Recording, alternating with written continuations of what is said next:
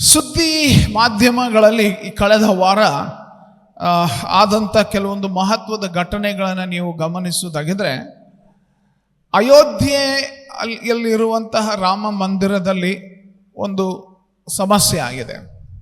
ಏನಪ್ಪ ಅಂದರೆ, ಅಲ್ಲಿರುವಂಥ ಉದ್ಯೋಗಿಗಳು ಆ ದೇವಸ್ಥಾನದ ಏನು ದೇಣಿಗೆ ಏನು ಹಣ ಬರ್ತದೆ ಅದನ್ನು ಕದ್ದು ಅವರು ಏನಂತಾರೆ ಆ ಹಣವನ್ನು ದುರುಪಯೋಗ ಮಾಡಿರುವಂಥದ್ದು ಸುದ್ದಿ ಆಗಿರುವಂಥದ್ದು ನೀವು ಗಮನಿಸಿದ್ದೀರಾ, ರೈಟ್? ಅದರಲ್ಲಿ 8 ಜನರನ್ನ ಬಂಧಿಸಿದ್ದಾರೆ. ಮಾತ್ರವಲ್ಲ, ಸುಮಾರು 7 ಕೋಟಿ ರೂಪಾಯಿ ಅವರು ಅಲ್ಲಿಂದ ತಗೊಂಡು ಹೋಗಿರುವಂತಹ ಒಂದು ಅಂದಾಜು ಇದೆ ಎಂಬುದನ್ನು ನಾವು ಕೇಳ್ತೇವೆ. ಇದು ಸುದ್ದಿಯಲ್ಲಿದೆ.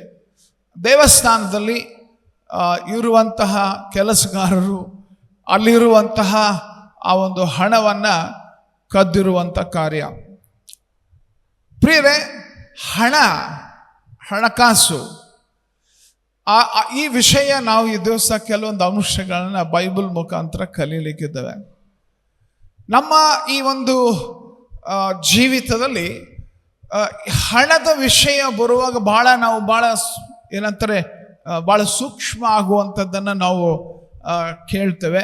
ಹೆಚ್ಚಾಗಿ ಈಗ ನಾನು ಪರೀಕ್ಷೆ ಮಾಡ್ಕೊಳ್ತಾ ಇದ್ದೆ, ಅಂದರೆ ಯಾವ ಸಮಯದಲ್ಲಿ ಸಮಯದಲ್ಲಿ ನಾನು ಹಣಕಾಸಿನ ವಿಷಯದಲ್ಲಿ ಸಭೆಗೆ ಕಲಿಸಿರುವಂಥ ವಿಷಯ ನಾವು ನೋಡುವಾಗ ನೇರವಾದ ಒಂದು ಟೀಚಿಂಗ್ ಕಲಿಯುವಂಥ ಸಮಯ ಹಣಕಾಸಿನ ವಿಷಯದಲ್ಲಿ ನಾವು ಹೆಚ್ಚಾಗಿ ಮಾಡಿಲ್ಲ. ಸೊ ಇದರಿಂದ ನಾವು ಅನೇಕ ಸಾರಿ ಹಣಕಾಸಿನ ಕ್ಷೇತ್ರದಲ್ಲಿ ನಾವು ತಪ್ಪುವ ಸಮಸ್ಯೆ ಉಂಟಾಗ್ತದೆ. ಯಾಕಂದರೆ ಬೈಬಲ್ನಲ್ಲಿ ನಾವು ನೋಡುವಾಗ ವಿವಿಧ ವಿಷಯಗಳ ಕುರಿತು ಬೈಬಲ್ ಮಾತಾಡ್ತದೆ. ನಾವು ಸುಮಾರು ಪ್ರಾರ್ಥನೆಯ ಕುರಿತು ನಾವು ನೋಡುವಾಗ 289 ಸಾರಿ ಪ್ರಾರ್ಥನೆಯ ವಿಷಯ ಬೈಬಲ್ನಲ್ಲಿ ಪ್ರಸ್ತಾಪಿಸ್ತದೆ. 299, ಓಕೆ, 289 ಸಾರಿ ಪ್ರಾರ್ಥನೆಯ ಕುರಿತು ಮಾತನಾಡ್ತದೆ. ಪ್ರೀತಿಯ ಕುರಿತು 363 ಸಾರಿ ಅದು ಪ್ರೀತಿಯ ಕುರಿತು ಮಾತನಾಡ್ತದೆ. ಆದರೆ ನಾವು ಕೊಡುವ ವಿಷಯವಾಗಿ, ಓಕೆ, ದೇವರಿಗೆ ನಮ್ಮ ಕಾಣಿಕೆಗಳು, ನಮ್ಮ ದಶಂಭಾಗಗಳು ಅಥವಾ ನಮ್ಮ ಕೃತಜ್ಞತಾ ಕಾಣಿಕೆಗಳು, ಇವುಗಳನ್ನು ಕೊಡುವುದರ ವಿಷಯವಾಗಿ ಬೈಬಲ್ ಎಷ್ಟು ಸಾರಿ ಅದು ಪ್ರಸ್ತಾಪಿಸ್ತದೆ ಅಂತ ಒಂದು ವೇಳೆ ನೀವು ಆ ಪ್ರಶ್ನೆಯನ್ನು ಹಾಕಿಕೊಳ್ಳುವುದಾಗಿದ್ದಲ್ಲಿ ಆಶ್ಚರ್ಯ ಆಗ್ಬೋದು.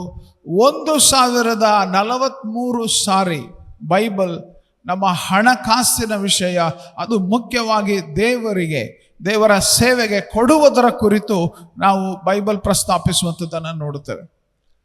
ಅಂದರೆ ಪ್ರಿಯರೇ, ನಮ್ಮ ಕೊಡುವಿಕೆಯ ವಿಷಯದಲ್ಲಿ ದೇವರು ಬಹಳ ಆಸಕ್ತಿ ಹೊಂದಿದ್ದಾನೆ.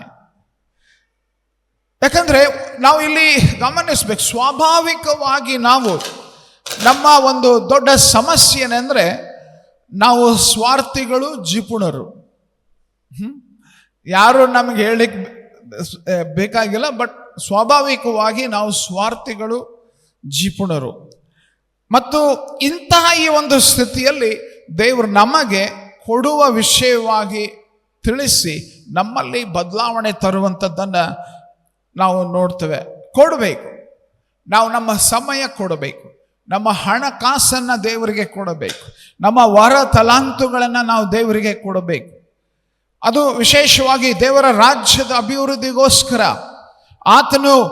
ಆತನಿಂದ ನಾವು ಅನೇಕ ಆಶೀರ್ವಾದಕರ ಸಂಗತಿಗಳು ನಾವು ಹೊಂದಿದ್ದೇವೆ. ಆತ್ಮಿಕ ಸಂಗತಿಗಳು, ಭೌತಿಕ ಸಂಗತಿಗಳು, ಈ ರೀತಿಯಾಗಿ ಅನೇಕ ಭಾವನಾತ್ಮಕ ಸಂಗತಿಗಳು, ಅನೇಕ ಆಶೀರ್ವಾದಗಳನ್ನು ನಾವು ದೇವರಿಂದ ಪಡೆದುಕೊಂಡಿದ್ದೇವೆ. ನಾವು ದೇವರಿಂದ ಪಡೆದುಕೊಂಡು ದೇವರಿಗೆ ನಾವು ಕೊಡುವಂಥವರಾಗಿರದಿದ್ರೆ ಒಂದು ವೇಳೆ ನಾವು ನಮ್ಮ ಜೀವಿತಗಳನ್ನು ಪರೀಕ್ಷಿಸಿಕೊಳ್ಬೇಕಾಗಿದೆ. ನಮ್ಮ ದೇವರು ಯಾರು? ಓಕೆ, ಜಗತ್ತಿನಲ್ಲಿ ಕೆಲವರಿಗೆ ಹಣವೇ ದೇವರಾಗಿದೆ. ಓಕೆ, ಜಗತ್ತು ಅನೇಕ ಸಾರಿ ಹಣವೇ ದೇವರಾಗಿ ಎಲ್ಲ ಏನೇ ಮಾಡಿದರೂ ಹಣಕ್ಕಾಗಿ ಕೆಲವೊಂದು ಸಾರಿ ದೇವರನ್ನೂ ಸಹ ಹಣಕ್ಕಾಗಿ ದುರುಪಯೋಗಿಸುವಂತಹ ಭಕ್ತಿಯನ್ನು ನಾವು ಕಾಣ್ತೇವೆ. ಕೊರಿಂಥ ಸಭೆ ಒಂದು ಶ್ರೀಮಂತ ಸಭೆ, ಶ್ರೀಮಂತ ಸ್ಥಳದಲ್ಲಿದ್ದಂಥ ಸಭೆ.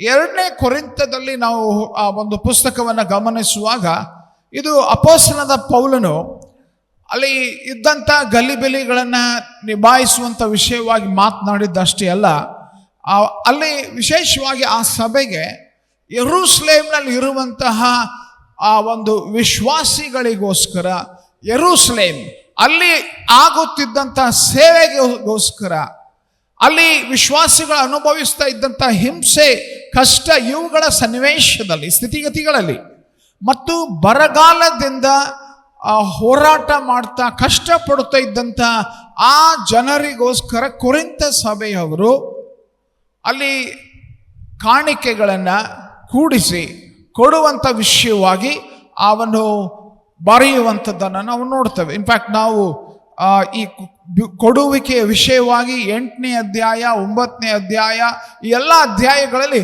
ದೀರ್ಘವಾಗಿ ಅವನು ನಾವು ದೇವರಿಗೆ, ದೇವರ ರಾಜ್ಯಕ್ಕೆ ನಾವು ಹೇಗೆ ಕೊಡಬೇಕು ಅನ್ನುವ ವಿಷಯವಾಗಿ ಕಲಿಸುವಂಥದ್ದನ್ನು ನಾವು ನೋಡ್ತೇವೆ. ಈಗ ನಾವು 2ನೇ ಅಧ್ಯಾಯದ ಒಂದು ಮಹತ್ವದ ಭಾಗ 9ನೇ ಅಧ್ಯಾಯ ಅದರ 6ರಿಂದ 11 ವಚನವನ್ನು ಅಲ್ಲಿರುವಂಥ ಕೆಲವು ಸಂಗತಿಗಳನ್ನು, ಕೊಡುವಿಕೆಗೆ ಸಂಬಂಧಪಟ್ಟಂತೆ ಕೆಲವು ಸಂಗತಿಗಳನ್ನು ನಾವು ಗಮನಿಸಲಿಕ್ಕಿದ್ದೇವೆ. ಸೊ 2 ಕೊರಿಂಥ 9ನೇ ಅಧ್ಯಾಯ 6ನೇ ವಚನದಿಂದ 11 ವಚನ.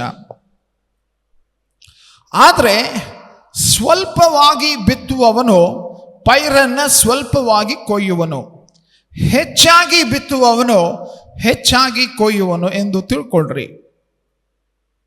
ಪ್ರತಿಯೊಬ್ಬನು ತನ್ನ ತನ್ನ ಹೃದಯದಲ್ಲಿ ನಿರ್ಣಯಿಸಿಕೊಂಡ ಪ್ರಕಾರ ಕೊಡಲಿ.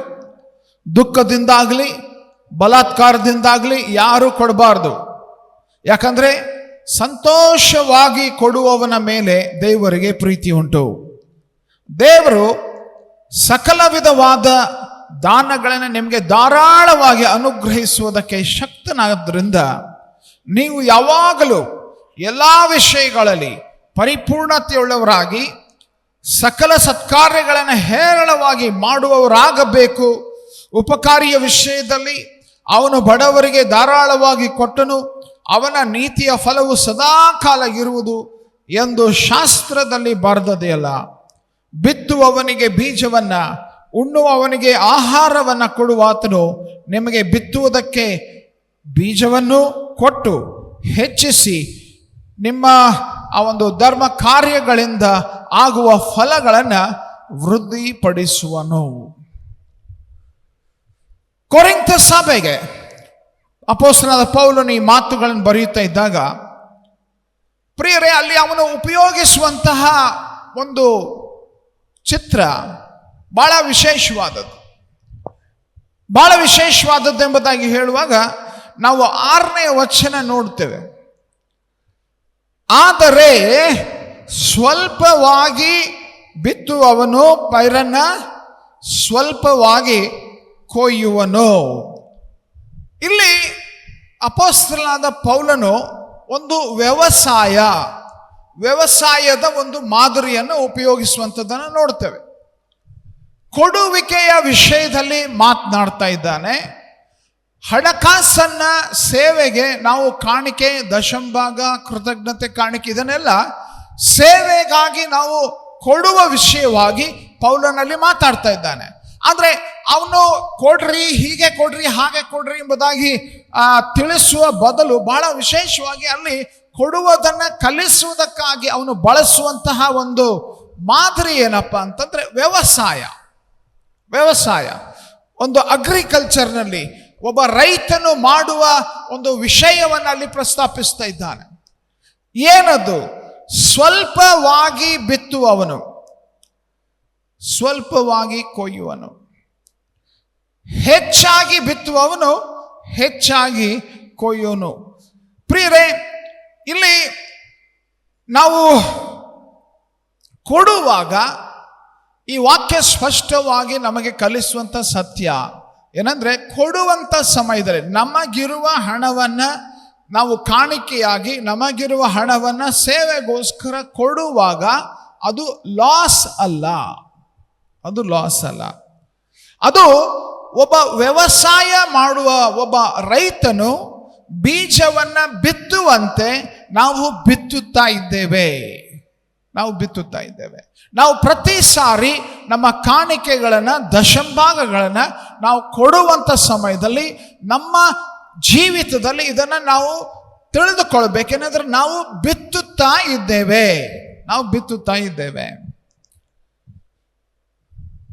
ಯಾವುದೇ ಒಬ್ಬ ರೈತ ಹೊಲದಲ್ಲಿ ಬೀಜಗಳನ್ನು ಬಿತ್ತುವಾಗ ಆತನು ಭೂಮಿಗೆ ಅದನ್ನು ಹಾಕ್ತಾನೆ.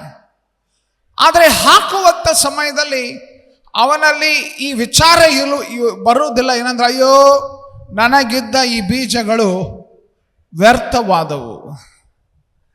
ವ್ಯರ್ಥವಾಯಿತು.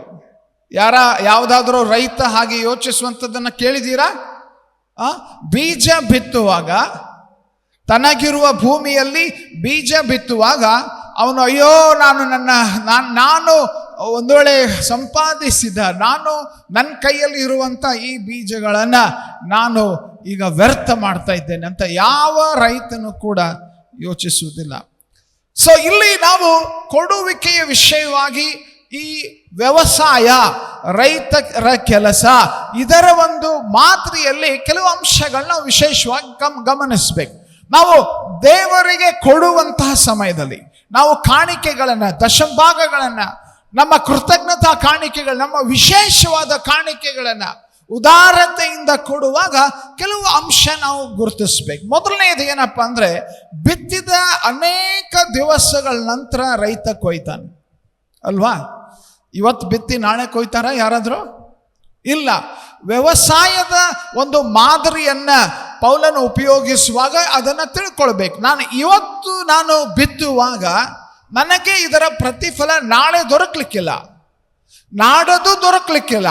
ಆದರೆ ಒಂದು ದಿನ ಮುಂದೆ ನಾನು ದೇವರಿಗೆ ಕೊಟ್ಟಂತ ಈ ಹಣ ನನಗೆ ಆಶೀರ್ವಾದವಾಗಿ ವಾಪಸ್ ನನಗೆ ಅದು ಬಂದೇ ಬರ್ತದೆ. ಹೌದನಿಲ್ರಿ? ಎಸ್. ಬಿತ್ತಿದ ಅನೇಕ ದಿವಸಗಳ ನಂತರ ನಾವು ಅದನ್ನು ಕೊಯ್ತೇವೆ. ಪ್ರಿಯರೇ, ಬಿತ್ತಿದ ನಂತರ ಸೂರ್ಯನ ಬೆಳಕಿನ ಅವಶ್ಯಕತೆ ಇರ್ತದೆ, ನೀರಿನ ಅವಶ್ಯಕತೆ ಇರ್ತದೆ, ಅದಕ್ಕೆ ಗೊಬ್ಬರದ ಅವಶ್ಯಕತೆ ಇರ್ತದೆ. ಅನೇಕ ರೀತಿಯಾಗಿ ದೇವರು ಆ ಹಣವನ್ನ ವಿಧ ವಿಧವಾಗಿ ಪೋಷಿಸಿ ಬೆಳೆಸಿ ಅದು ವಾಪಸ್ ನಮಗೆ ಪ್ರತಿಫಲ ಕೊಡುವುದಕ್ಕಾಗಿ ಅದನ್ನು ಉಪಯೋಗಿಸ್ತಾನೆ.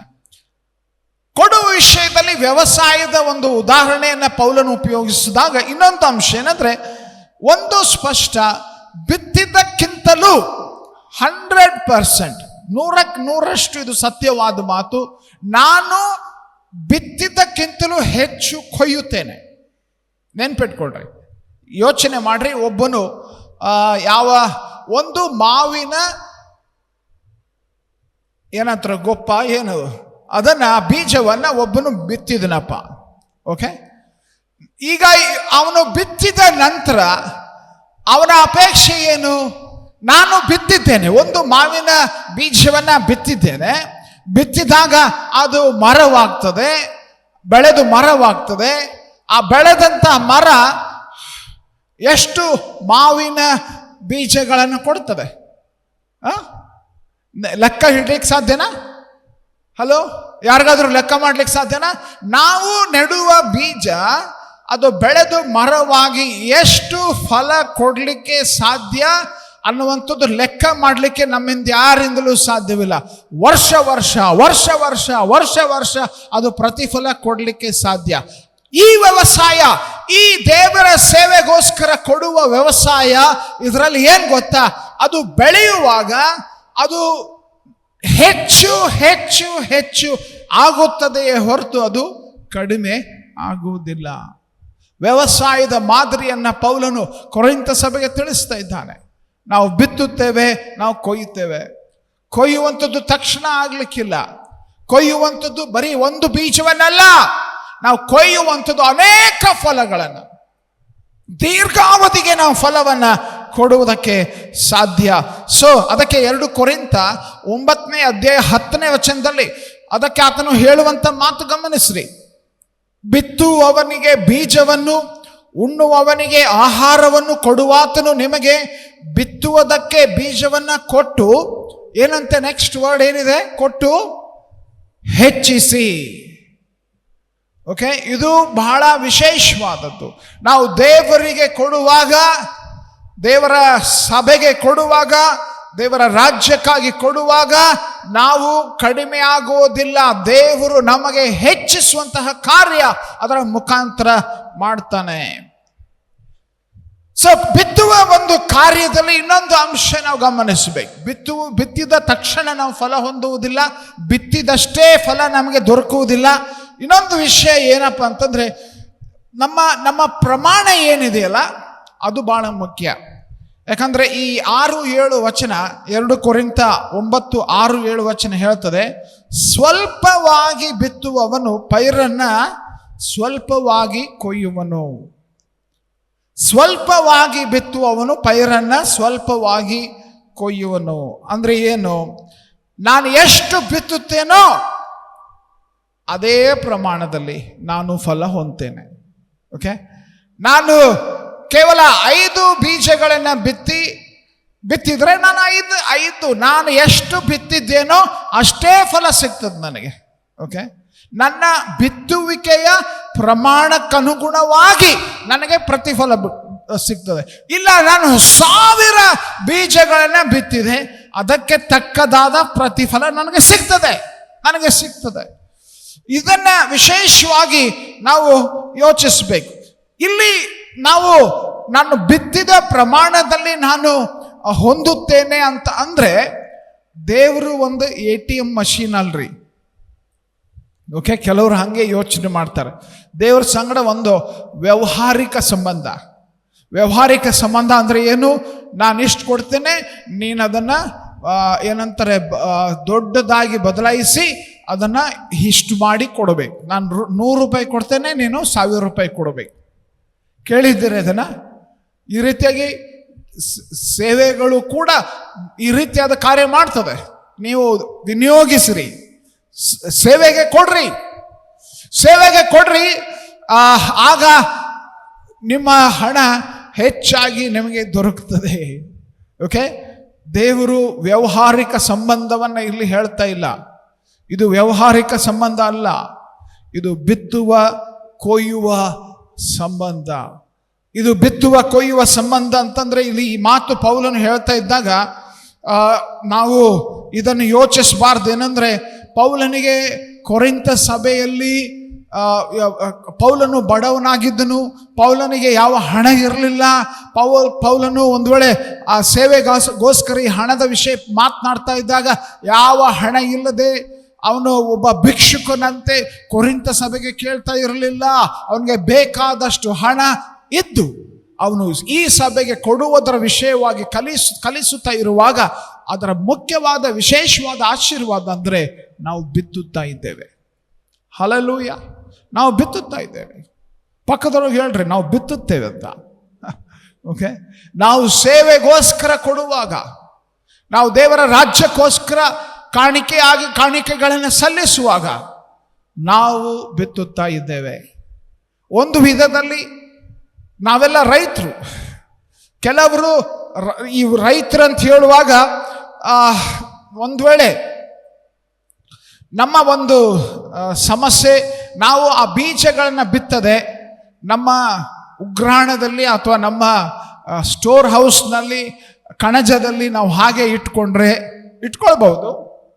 ನಿಮ್ಮ ಸಂಪಾದನೆ, ನಿಮ್ಮ ಹಣ, ನಾವು ಅದನ್ನು ಹಾಗೆ ಇಟ್ಟರೆ ಅದು ಆಶೀರ್ವಾದ ಆಗ್ಲಿಕ್ಕೆ ಸಾಧ್ಯನಾ? ಈ ವಾಕ್ಯದ ಪ್ರಕಾರ ಆಶೀರ್ವಾದ ಆಗ್ಲಿಕ್ಕೆ ಸಾಧ್ಯನಾ? ಬಹಳ ಕಷ್ಟಪಟ್ಟು ಹಿಂಗೆ ಮಾಡತ್ತೀರಿ, ಅರ್ಥ ಆಗ್ತದೆ. ಯಾಕಂದ್ರೆ ಹಣದ ವಿಷಯ ಮಾತಾಡುವಾಗ ಬಹಳ ಕಠಿಣ ಅನಿಸ್ತದೆ. Okay, but this is the reality. ಇದೊಂದು ಆತ್ಮಿಕ ಸತ್ಯ.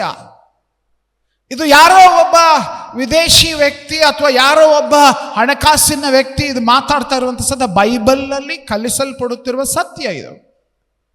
ನಾವು ದೇವರಿಗೋಸ್ಕರ ಕೊಡುವಾಗ ನಾವು ಬಿತ್ತುತ್ತಾ ಇದ್ದೇವೆ. ಕೊಡುವಂತ ಸಮಯದಲ್ಲಿ ಒಂದು ವೇಳೆ ಲಾಸ್, ಇದು ಹಾನಿ ಅಂತ ಕೆಲವೊಂದು ಸಾರಿ ಆ ರೀತಿಯಾದ ವಿಚಾರಗಳು ಬರಬಹುದು. ಆದರೆ ವಿಶೇಷವಾಗಿ ನಾವು ದೇವರ ಸೇವೆಗೋಸ್ಕರ ಕೊಡುವಾಗ ಈ ಮಾತು ಯಾವಾಗಲೂ ನೆನ್ಪಿಟ್ಕೊಳ್ರಿ, ನಾವು ಬಿತ್ತುತ್ತಾ ಇದ್ದೇವೆ. ನಾನು ಬಿತ್ತುತ್ತಾ ಇದ್ದೇನೆ ಅಂತ ಹೇಳುವಾಗ ಅನೇಕರು ಇನ್ವೆಸ್ಟ್ಮೆಂಟ್ ಮಾಡ್ತಾರೆ. ಕೇಳಿದ್ದೀರಾ ಇನ್ವೆಸ್ಟ್ಮೆಂಟ್ ಅಂತ? ಇನ್ವೆಸ್ಟ್ಮೆಂಟ್ ಅಂದರೆ ನಿಮಗಿರುವ ಹಣವನ್ನು ನೀವು ಅದು ಅಭಿವೃದ್ಧಿ ಆಗೋದಕ್ಕೋಸ್ಕರ ಕೆಲವರು ಬ್ಯಾಂಕ್ನಲ್ಲಿ ಫಿಕ್ಸ್ಡ್ ಡಿಪಾಸಿಟ್ FD ಅಂತ ಇಡ್ತಾರೆ. ಅಂದರೆ ನಿಮ್ಮ ಹಣವನ್ನು ಬ್ಯಾಂಕ್ನವ್ರು ತಗೊಂಡು ಇಷ್ಟು ದಿವಸ ನೀವು ನಮ್ಮ ಬ್ಯಾಂಕ್ನಲ್ಲಿ ಇಟ್ಟರೆ ನಾವು ನಿಮಗೆ ಇಷ್ಟು ಬಡ್ಡಿ ಕೊಡ್ತೇವೆ. ಸೊ ಆ ರೀತಿಯಾಗಿ ಇನ್ವೆಸ್ಟ್ ಮಾಡ್ತಾರೆ. ಕೆಲವರು ಬಂಗಾರವನ್ನು ಖರೀದಿಸ್ತಾರೆ. ಯಾಕೆ? ಮುಂದೆ ಯಾವುದೋ ಒಂದು ಸಮಯ ಅದು ನಮಗೆ ಬರ್ತದೆ, ಸಹಾಯಕವಾಗಿ ಬರ್ತದೆ. ಇನ್ನು ಕೆಲವರು ಲ್ಯಾಂಡ್ಗಾಗಿ ಇನ್ವೆಸ್ಟ್ ಮಾಡ್ತಾರೆ. ಇನ್ವೆಸ್ಟ್ಮೆಂಟ್ ಯಾವುದಕ್ಕಾಗಿ? ಭವಿಷ್ಯತ್ತಿನಲ್ಲಿ ನನಗೆ ಇದು ಒಂದು ಆಧಾರವಾಗಲಿ ಅಂತ ಇನ್ವೆಸ್ಟ್ ಮಾಡ್ತಾರೆ. ವಿಶ್ವಾಸಿಗಳು ನಾವು ಸೇವೆಗೋಸ್ಕರ ಕೈ ಚಾಚಿ ಕೊಡುವಾಗ, ಕಾಣಿಕೆ ಸಮಯದಲ್ಲಿ ನಾವು ಕೈ ಚಾಚಿ ನಾವು ಕೊಡುವಾಗ ನೆನ್ಪಿಟ್ಕೊಳ್ರಿ, ಈ ವಾಕ್ಯದ ಆಧಾರವಾಗಿರುವಂಥ ಸತ್ಯ ನಾವೇನು ಮಾಡ್ತಾ ಇದ್ದೇವೆ? ಇನ್ವೆಸ್ಟ್ಮೆಂಟ್ ಮಾಡ್ತಾ ಇದ್ದೇವೆ, ವಿನಿಯೋಗಿಸ್ತಾ ಇದ್ದೇವೆ. ಮುಂದೆ ಒಂದು ಸಮಯ ಅದು ನಮ್ಮ ಜೀವಿತಕ್ಕೆ ಆಶೀರ್ವಾದಕರವಾಗುವಂಥದ್ದು. ಇದು ಸ್ಪಷ್ಟ, ಇದು ಸತ್ಯವಾದ ಮಾತು. ನಾವು ವಿನಿಯೋಗಿಸ್ತಾ ಇದ್ದೇವೆ. ನಾವು ಒಂದು ಬಿತ್ತುವಂಥದ್ದು ನಾವು ಕಳೆದುಕೊಳ್ತಾ ಇಲ್ಲ. ನಾವು ಬಿತ್ತುವಂಥದ್ದು ಅದು ಲಾಸ್ ಅಲ್ಲ. ನಾವು ಬಿತ್ತುವಂಥದ್ದು ಅದು ನಾವು ಮುಂದೆ ಅದು ಬೆಳೀತದೆ, ಮುಂದೆ ಅದು ಫಲ ಕೊಡ್ತದೆ ಅನ್ನುವ ಅರಿವಿನಲ್ಲಿ ನಾವು ಕೊಡ್ತಾ ಇದ್ದೇವೆ. ಸಮಸ್ಯೆ ಇದು, ನಮ್ಮ ಬೀಜಗಳು ಕಣಜದಲ್ಲಿದೆಯೋ ದೇವರ ರಾಜ್ಯದಲ್ಲಿದೆಯೋ? ನಾವು ಕೊಡಬೇಕಾಗಿರುವ ಬೀಜ ಕಣಜದಲ್ಲಿದೆಯೋ ದೇವರ ರಾಜ್ಯದಲ್ಲಿದೆಯೋ? ಒಬ್ಬ ರೈತ ಒಂದು ವೇಳೆ ಈ ರೀತಿಯಾಗಿ ಯೋಚನೆ ಮಾಡಿದರೆ, ನಾನು ನನ್ನ ಈ ಎಲ್ಲ ಬೀಜಗಳನ್ನು ಬಿತ್ತುವುದಕ್ಕಾಗೋದಿಲ್ಲ, ಯಾಕಂದರೆ ನಾನು ಬಿತ್ತುಬಿಟ್ರೆ ನನ್ನ ಕಣಜ ಖಾಲಿ ಆಗ್ತದೆ, ಆಮೇಲೆ ನನಗೆ ಏನೂ ಇಲ್ಲದಂತ ಆಗ್ತದೆ. ನಾನು ಹೊಲದಲ್ಲಿ ಬಿತ್ತಿದ್ರೆ ನನ್ನ ಕಣಜ ಖಾಲಿ ಆಗ್ತದೆ, ನನ್ನ ಉಗ್ರಾಣದ ಖಾಲಿ ಆಗ್ತದೆ. ಖಾಲಿ ಆದರೆ ನನಗೆ ಏನೂ ಇರುವುದಿಲ್ಲ ಅಂತ ಯಾವುದಾದ್ರೂ ರೈತ ವಿಚಾರ ಮಾಡ್ತಾರ? ಹಲೋ, ಯಾವ ರೈತ ಆದರೂ ಆ ರೀತಿ ವಿಚಾರ ಮಾಡ್ತಾನ್ರಿ? ಮಾಡುವುದಿಲ್ಲ. ಪ್ರಿಯರೇ, ನಾವು ಈ ವಾಕ್ಯ ಆಧಾರಿತವಾಗಿ ವಿಶೇಷವಾಗಿ ಗುರುತಿಸಬೇಕು.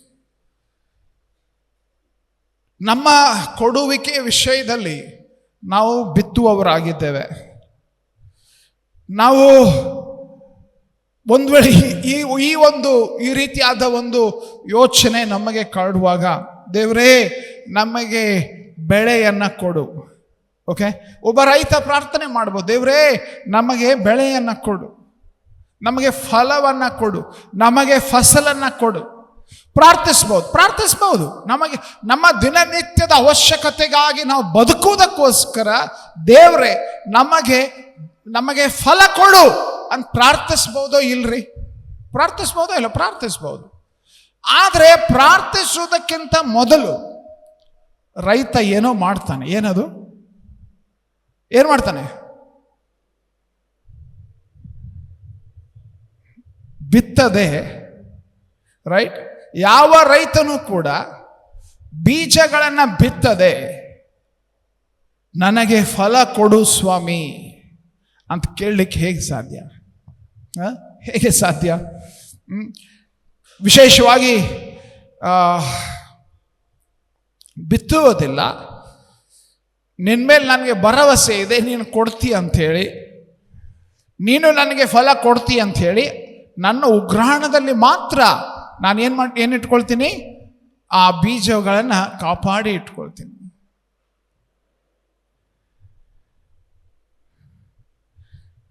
ಒಂದು ಸ್ಪಷ್ಟವಾದ ಸತ್ಯ, ನಾವು ದೇವರಿಗೆ ಕೊಡುವಾಗ ಅದು ವ್ಯವಹಾರ ಅಲ್ಲ, ಅದು ವ್ಯವಸಾಯ. ಅದು ಸಮಯ ತೆಗೆದುಕೊಳ್ತದೆ, ನಾವು ಬಿತ್ತಿದ್ದಕ್ಕಿಂತ ಹೆಚ್ಚು ಫಲ ಕೊಡ್ತದೆ. ನಾವು ಎಷ್ಟು ಬಿತ್ತುತ್ತೇವೋ ಅನುಸಾರವಾಗಿ ನಾವು ಫಲ ಹೊಂದ್ತೇವೆ. ಹಲ್ಲೆಲೂಯ, ಫಲ ಹೊಂದ್ತೇವೆ. ಪ್ರಶ್ನೆ ಇದು, ನಾವು ಪರಿಶೀಲಿಸಿಕೊಳ್ಬೇಕಾದಂಥದ್ದು, ನಮಗಿರುವ ಪ್ರಶ್ನೆ ಇದು. ನಮ್ಮ ಆ ಒಂದು ಬಿತ್ತುವುದಕ್ಕೋಸ್ಕರ ದೇವರು ಕೊಟ್ಟಂಥ ಆ ಆದಾಯವೆಂಬ ಬೀಜಗಳನ್ನು ನಮ್ಮ ಉಗ್ರಾಣದಲ್ಲಿ, ನಮ್ಮ ಸ್ಟೋರ್ ಹೌಸ್ನಲ್ಲಿ ಸುರಕ್ಷಿತವಾಗಿ ಇಟ್ಟಿದ್ದೇವೋ? ಇಟ್ಟಿರ್ಬೋದು, ಆದರೆ ಅದು ಫಲ ನಿಮಗೆ ತಂದು ನಿಮ್ಮ ಜೀವಿತಕ್ಕೆ ಅದು ಫಲ ಕೊಡಲಿಕ್ಕೆ ಆಗುವುದಿಲ್ಲ. ಪೌಲನ ಆ ಮಾತು ಬಹಳ ಸ್ಪಷ್ಟವಾಗಿ ಗಮನಿಸ್ರಿ. ವಾಕ್ಯ ಹೇಳಿದಂಥ ಮಾತು, ವಾಕ್ಯದಲ್ಲಿ ತಿಳಿಸಲ್ಪಟ್ಟ ಮಾತು. ಆದರೆ ಸ್ವಲ್ಪವಾಗಿ ಬಿತ್ತುವವನು ಪೈರನ್ನು ಸ್ವಲ್ಪವಾಗಿ ಕೊಯ್ಯುವನು, ಹೆಚ್ಚಾಗಿ ಬಿತ್ತುವವನು ಹೆಚ್ಚಾಗಿ ಕೊಯ್ಯುವನು ಎಂದು ತಿಳ್ಕೊಳ್ಳ್ರಿ. ಎರಡನೆಯ ಸತ್ಯ 7ನೇ ವಚನದಲ್ಲಿ, 6ನೇ ವಚನ ನೋಡಿದ್ದೇವೆ, 7ನೇ ವಚನ 2 ಕೊರಿಂಥ 9ನೇ ಅಧ್ಯಾಯದ 7ನೇ ವಚನ. ನಾವು ಹೇಗೆ ಕೊಡಬೇಕು? ಕೊಡುವಾಗ ನಮ್ಮ ಮನಸ್ಸು ಅಥವಾ ನಮ್ಮ ಮಾನಸಿಕ ನಮ್ಮ ಮನಸ್ಸು ಯಾವ ರೀತಿಯಾಗಿ ಇರಬೇಕು ಅಂತ ಈ 7ನೇ ವಚನದಲ್ಲಿ ನಾವು ನೋಡ್ತೇವೆ. ಪ್ರತಿಯೊಬ್ಬನು ತನ್ನ ಹೃದಯದಲ್ಲಿ ನಿರ್ಣಯಿಸಿಕೊಂಡ ಪ್ರಕಾರ ಕೊಡಲಿ. ದುಃಖದಿಂದಾಗಲಿ ಬಲಾತ್ಕಾರದಿಂದಾಗಲಿ ಕೊಡಬಾರದು. ಯಾಕಂದ್ರೆ ಸಂತೋಷವಾಗಿ ಕೊಡುವವನ ಮೇಲೆ ದೇವರಿಗೆ ಪ್ರೀತಿ ಉಂಟು. ಸಂತೋಷವಾಗಿ ಕೊಡುವವನ ಮೇಲೆ ದೇವರಿಗೆ ಪ್ರೀತಿ ಉಂಟು. ಪ್ರಿಯರೇ, ಇದು ಏನು ನಮಗೆ ತಿಳಿದುಕೊಳ್ಳುವುದಕ್ಕೆ ಸಹಾಯ ಮಾಡ್ತದೆ. ನಾವು ಕೈ ಚಾಚಿ ಕೊಡುವಾಗ ದೇವರು ನಮ್ಮ ಕೈಯಲ್ಲಿ ಎಷ್ಟು ಹಣ ಇದೆ ಅದು ಮುಖ್ಯವಲ್ಲ, ನಮ್ಮ ಹೃದಯದಲ್ಲಿ ಏನಿದೆ, ರೈಟ್? ನಮ್ಮ ಮನಸ್ಸಿನಲ್ಲಿ ಏನಿದೆ. ನಾವು ಕೊಡುವಂಥ ಸಮಯದಲ್ಲಿ ನಾವು ಸಂತೋಷವಾಗಿ ಕೊಡ್ತಾ ಇದ್ದೇವೋ ಅಥವಾ ನಮ್ಮ ಮನಸ್ಸಿನಲ್ಲಿ ನಾವು ಗುಣಗುಡ್ತಾ ಕೊಡ್ತಾ ಇದ್ದೇವೋ, ನಾವು ಹೇಗೆ ಕೊಡ್ತಾ ಇದ್ದೇವೆ, ಅದು ಬಹಳ ವಿಶೇಷವಾದ ಸತ್ಯ.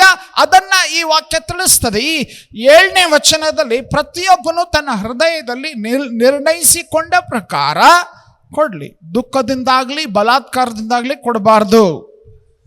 ಇಲ್ಲಿ ನಮ್ಮ ಹೃದಯದ ಸ್ಥಿತಿ ಬಹಳ ಬಹಳ ಮುಖ್ಯ. ಇಲ್ಲಿ ಪೌಲನು 2 ಅಂಶಗಳನ್ನ ಹೇಳ್ತಾನೆ. ಒಂದು, ದುಃಖದಿಂದ ಕೊಡುವುದು. ದುಃಖದಿಂದ ಕೊಡುವುದು ಅಂದರೆ, ಅಯ್ಯೋ ನಾನು ಕಳ್ಕೊಳ್ತಾ ಇದ್ದೇನೆ, ನಾನು ಇಷ್ಟು ಹಣ ಇತ್ತು, ಇದನ್ನು ನಾನು ಈಗ ಸೇವೆಗಾಗಿ ಕೊಡುವ ಮುಖಾಂತರ ನಾನು ಅದನ್ನು ಕಳ್ಕೊಳ್ತಾ ಇದ್ದೇನೆ.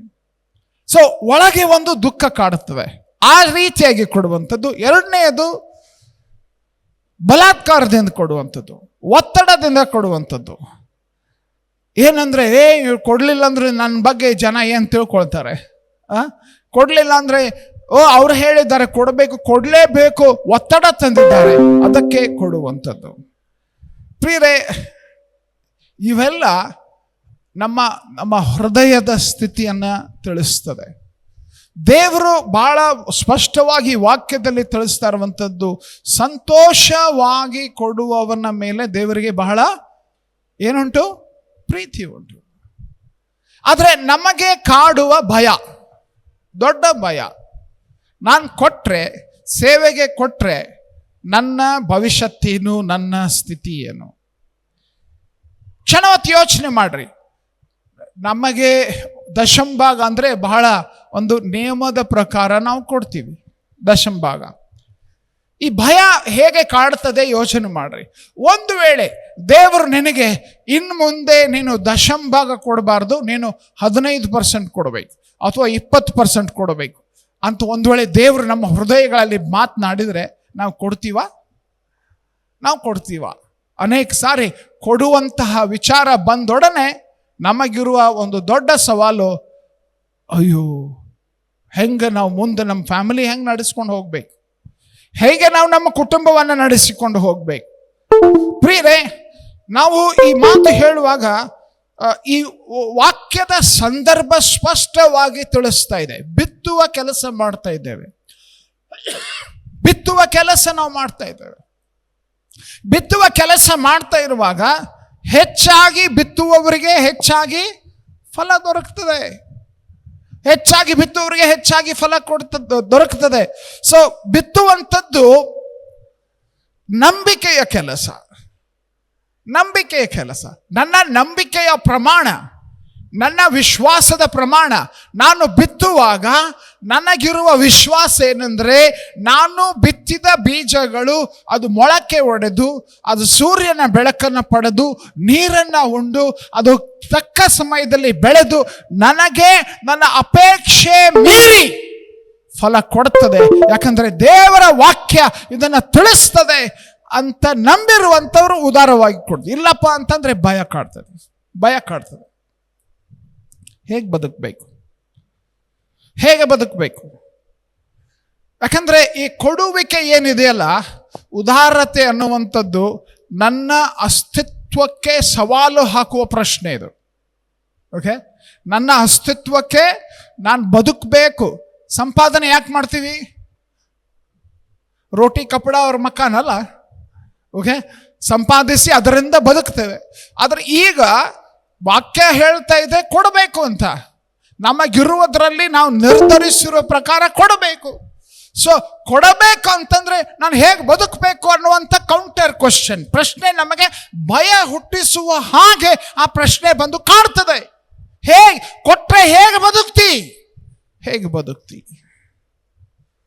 ಪ್ರಿಯರೇ, ನಾವು ನಮಗೆ ಬೇಕಾದಷ್ಟು ಹಣ ಇಲ್ಲ ಅಂತ ಎಲ್ಲರೂ ಹೇಳ್ತೇವೆ ನಾವು. ಓಕೆ, ನಮ್ಗೆ ಎಷ್ಟು ಬೇಕೋ ಅಷ್ಟು ಇಲ್ಲ, ನಮ್ಗೆ ಬೇಕಾದಷ್ಟು ಇದೆ, ಸಾಕು ಅಲ್ಲ. ಇವನ್ ದೊಡ್ಡ ಅಗರ್ಭ ಶ್ರೀಮಂತರಿಗೆ ಕೇಳಿದ್ರು ಇನ್ನೂ ಬೇಕು ಅಂತ ಹೇಳ್ತಾರೆ. ಓಕೆ, ಇನ್ನೂ ಸ್ವಲ್ಪ ಬೇಕು ಅಂತ ಮಾನವ ಸ್ವಭಾವ ನಮಗಿರುವಾಗ, ವಿಶೇಷವಾಗಿ ನಾವು ಉದಾರತೆ, ಸೇವೆಗಾಗಿ, ದೇವರ ರಾಜ್ಯಕ್ಕಾಗಿ ಉದಾರತೆ ತೋರಿಸ್ಬೇಕು. ನಾವು ದೇವರಿಗೆ ಕೊಡುವಂಥವ್ರಾಗಬೇಕು. ನಾವು ನಿರ್ಣಯಿಸಿಕೊಂಡು ಕೊಡುವಂಥವ್ರಾಗಬೇಕು ಅಂತಂದರೆ, ನಾವು ದುಡಿಯುವ, ನಾವು ಬಿಸ್ನೆಸ್ ಮಾಡುವ ಆ ಮೂಲ ಪ್ರಶ್ನೆ, ಅದನ್ನೇ ನನ್ನ ಅಸ್ತಿತ್ವ, ನನ್ನ ಜೀವನ ಹೇಗೆ ನಡೆಸ್ಕೊಳ್ಬೇಕು ಅನ್ನುವ ಆ ವಿಷಯಕ್ಕೆ ಇದು ಸವಾಲಾಗ್ತದೆ, ಪ್ರಶ್ನೆ ಬರ್ತದೆ. ಅನೇಕ ಸಾರಿ ನಮ್ಮ ಕೊಡುವಿಕೆಗೆ ತಡೆ ಆಗಿರುವಂಥದ್ದು ಈ ಭಯ. ನನ್ನ ಭವಿಷ್ಯತ್ ಏನು? ನಾನು ಸೇವೆಗಾಗಿ ನಾನು ನನ್ನ ದಶಂಭಾಗ ಕೊಟ್ಟರೆ, ನಾನು ಕಾಣಿಕೆಗಳನ್ನು ಕೊಟ್ಟರೆ ನಾನು ಬದುಕುವಂಥದ್ದು ಹೇಗೆ? ಪ್ರಿಯರೇ, ಭಯವನ್ನು ಹೇಗೆ ಓಡಿಸ್ಬೇಕಂದ್ರೆ ಇನ್ನೊಂದು ಭಯದಿಂದ ಓಡಿಸ್ಬೇಕು, ಬೇರೆ ಭಯದಿಂದ ಅಲ್ಲ, ಬೇರೆ ರೀತಿಯಾಗಿಲ್ಲ. ನಮಗಿರುವ ಭಯವನ್ನು ಭಯದಿಂದಲೇ ಓಡಿಸ್ಬೇಕು. ಏನು ಈ ಮಾತು ಹೇಳುವಂಥದ್ರ ಅರ್ಥ ಏನಪ್ಪ ಅಂತಂದ್ರೆ, ಈಗ ಯೋಚನೆ ಮಾಡ್ರಿ, ನಮಗಿರುವ ಕೆಲವು ಭಯ ಇರ್ತದೆ. ಉದಾಹರಣೆ ಹೇಳ್ತೀನಿ. ನಿಮಗೆ ಎಷ್ಟು ಜನಕ್ಕೆ ಹಲ್ಲಿನ ದವಾಖಾನೆಗೆ ಹೋಗುವ ಭಯ ಇರ್ತದೆ? ಹಲ್ಲಿನ ಡಾಕ್ಟರ್ ಕಡೆ ಹೋಗುವಂಥದ್ದು ಕೈ ಎತ್ತರಿ ಅನ್ಬೋದ? ನಿಮ್ಮ ಈ ಡೆಂಟಿಸ್ಟ್ ಕಡೆ ಹೋಗ್ಬೇಕಂದ್ರೆ ಎಷ್ಟು ಜನಕ್ಕೆ ಭಯ ಬರ್ತದೆ? ಭಯ ಇದೆಯಾ ಇಲ್ವಾ? ಹಲ್ಲಿದ್ದವ್ರಷ್ಟೇ. ಹಲ್ಲಿನ ಡಾಕ್ಟರ್ ಕಡೆ ಹೋಗ್ಬೇಕಂದ್ರೆ ಭಯ. ಬಟ್ ಇನ್ನೊಂದು ದೊಡ್ಡ ಭಯ ನಮಗಿರಬೇಕು. ಏನು ದೊಡ್ಡ ಭಯ ಗೊತ್ತಾ? ಹಲ್ಲು ಕಳ್ಕೊಳ್ಳುವಂಥದ್ದು. ಹಲ್ಲು ಕಳ್ಕೊಳ್ಳುವಂಥ ಭಯ. ನಾನು ಹಲ್ಲಿನ ಡಾಕ್ಟರ್ ಕಡೆ ಹೋಗಲಿಲ್ಲ, ನನ್ನ ಹಲ್ಲೆಲ್ಲ ಹೋಗ್ತಾವು. ಯಾವುದು ದೊಡ್ಡ ಭಯ ಇದ್ರಾಗ? ಹಲ್ಲು ಬೇಕಾ ಬೇಡ? ಹಲ್ಲು ಬೇಕಂದ್ರೆ ಡಾಕ್ಟರ್ ಕಡೆ ಹೋಗಲೇಬೇಕು. ಓಕೆ, ನಮ್ಮ ಆಯ್ಕೆಗಳಿದು. ಭಯದಿಂದ ತೆಗಿಬೇಕು ಅಂತಂದ್ರೆ ಇದು ನಮಗಿರುವ ಆಯ್ಕೆ. ನಾವು ವಿಶೇಷವಾಗಿ ಈಗ ಯೋಚನೆ ಮಾಡ್ರಿ, ಕೆಲವರಿಗೆ ಕಾಲೇಜ್ಗೆ ಹೋಗುವ ಭಯ, ವಿದ್ಯಾವಂತರಾಗುವ ಭಯ. ನಾನು ಶಾಲೆ ಕಲಿತ್ರೆ ಏನು ಭಯ, ನಾನು ಫೀಸ್ ಕಟ್ತೀನೋ ಇಲ್ಲೋ, ಅಭ್ಯಾಸ ಮಾಡ್ಬೇಕು, ನನಗೆಲ್ಲ ಆಗೋದಿಲ್ಲ. ಓಕೆ, ನನಗೆ ಆ ಒಂದು ಭಯ ಕಾಡ್ತಿರ್ಬೋದು. ಬಟ್ ಈ ಭಯಕ್ಕಿಂತ ಇನ್ನೊಂದು ದೊಡ್ಡ ಭಯ ಇದೆ. ಏನು ಹೇಳ್ರಿ? ಭವಿಷ್ಯತ್ನಲ್ಲಿ ನಿನ್ನ ವಿದ್ಯಾಭ್ಯಾಸ, ನಿನ್ನ ಆದಾಯಕ್ಕೆ ಒಂದು ಆಧಾರ ಆಗ್ತದೆ. ಓಕೆ, ನೀನು ಕಲ್ತಿರುವಂಥ ಪಾಠಗಳು ನಿನ್ನ ಭವಿಷ್ಯತ್ತನ್ನು ಸುರಕ್ಷಿತವಾಗಿ ಇಟ್ಕೊಳ್ತದೆ. ಓಕೆ, ಯಾವುದು ದೊಡ್ಡ ಭಯ? ನೀನು ಉತ್ತಮ ಭವಿಷ್ಯತ್ ಬೇಕೋ ಅಥವಾ ಈಗ ಜನರನ್ನು ಹೆದರಿ ನೋಡಿ ಭಯಪಟ್ಟು ನಾನು ಕಾಲೇಜ್ಗೆ ಹೋಗಲ್ಲ ಅನ್ನುವಂಥ ಭಯ? ಯಾವುದು ಮುಖ್ಯ ಹೇಳ್ರಿ? ಭವಿಷ್ಯತ್. ಹೌದನೇಲ್ರಿ? ಭವಿಷ್ಯತ್ತು. ಸೊ ಭಯದಿಂದ ನಾವು ನಿಭಾಯಿಸುವಂಥದ್ದನ್ನು ಕಲಿಬೇಕು. ಯಾಕೆ ಇದನ್ನು ಹೇಳ್ತಾ ಇದ್ದೇನೆ ಗೊತ್ತಾ? ವಿಶೇಷವಾಗಿ ಕೊಡುವಾಗ ನಾವು ನನಗೆ ಬೇಕಾದಷ್ಟು ದೊರಕಲಿಕ್ಕಿಲ್ಲ, ನನಗೆ ಬೇಕಾದಷ್ಟು ನಾನು ಈ ತಿಂಗಳು ನಡೆಸಿಕೊಂಡು ಹೋಗುವುದಕ್ಕೆ ಬೇಕಾದಷ್ಟು ನನಗೆ ಇಲ್ಲ ಅಂತಂದ್ರೆ ನಾನು ಹೇಗೆ ಬದುಕಲಿ? ಇದು ದೊಡ್ಡ ಭಯ. ಆದರೆ ಇದಕ್ಕಿಂತ ದೊಡ್ಡ ಇನ್ನೊಂದು ಮಹತ್ವದ ಭಯ ನಮಗಿರಬೇಕು. ಏನದು? ನನ್ನ ಜೀವಿತದಲ್ಲಿ, ಓಕೆ, ನನ್ನ ಜೀವಿತದಲ್ಲಿ ದೇವರು ನನ್ನ ಆದಾಯವನ್ನು ಅಭಿವೃದ್ಧಿಪಡಿಸುವುದಕ್ಕೆ, ನನ್ನ ಸಂಪಾದನೆಯನ್ನು ಆಶೀರ್ವದಿಸುವುದಕ್ಕೆ ನಾನು ಅವಕಾಶ ಕೊಡಲಿಲ್ಲಂದ್ರೆ ನನ್ನ ಗತಿ ಏನು? ಹಲೋ, ಅರ್ಥ ಆಗ್ತಾ ಇದೆಯಾ?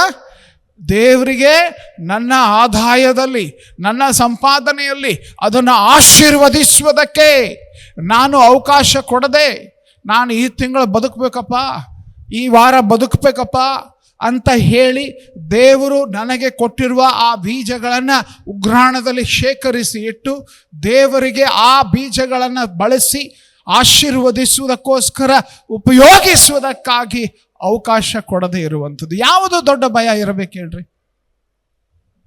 ಹಲೋ, ವಿಚಾರ ಮಾಡ್ತಾ ಇದ್ದೀರಾ ಇಲ್ಲ ನನ್ನ ಸಂಗಡ? ದೇವರಿಗೆ ನಾನು ಭವಿಷ್ಯತ್ತಿನಲ್ಲಿ ನನ್ನ ಆದಾಯದ ಮುಖಾಂತರ ಆತನ ಜೊತೆಗಿದ್ದು ಆಶೀರ್ವದಿಸಬೇಕೆನ್ನುವಂಥದ್ದು ಎಷ್ಟು ಜನ ಬಯಸ್ತೇವೆ? ಕೈ ಎತ್ತರಿ ನೋಡೋಣ. ವಾವ್! ಬಟ್ ಏನು ಗೊತ್ತಾ, ಈಗ ಕೊಡುವಾಗ ಭಯ ಬರ್ತದೆ. ಏನಂತ, ನಾನು ಒಂದು ವೇಳೆ ಈಗ ಕೊಟ್ಬಿಟ್ರೆ, ಒಂದು ವೇಳೆ ನಾನು ದಶಮ ಭಾಗ ಈಗ ಕೊಟ್ಬಿಟ್ರೆ, ನಾನು ಈಗ ಕಾಣಿಕೆಯನ್ನು ಕೊಟ್ಬಿಟ್ರೆ, ನಾನು ಉದಾರತೆಯಿಂದ ಸೇವೆಗೆ ಕೊಟ್ಬಿಟ್ರೆ, ಅದು ಇದೆ ಇದು ಇದೆ ಅದು ಇದು ಭಯ. ದೇವರ ರಾಜ್ಯಕ್ಕೆ ಕೊಡುವುದಕ್ಕಿರುವಂಥ ದೊಡ್ಡ ಭಯ, ಒಂದು ಹೋರಾಟ ಅಂತಂದರೆ ಭಯ. ಇನ್ಫ್ಯಾಕ್ಟ್ ನಾವು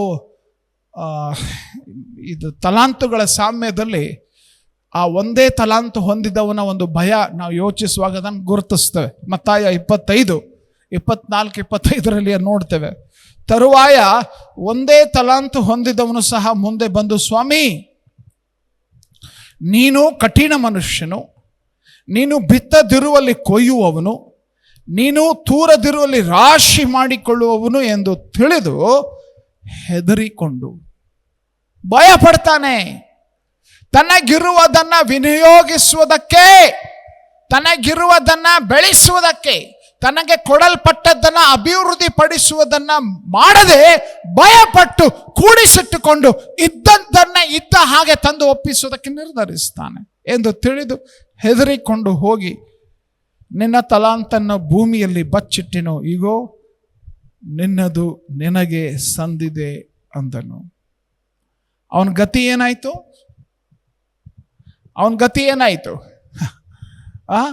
ಅವನ ಗತಿ ಏನಾಯಿತು ಯೋಚನೆ ಮಾಡ್ರಿ.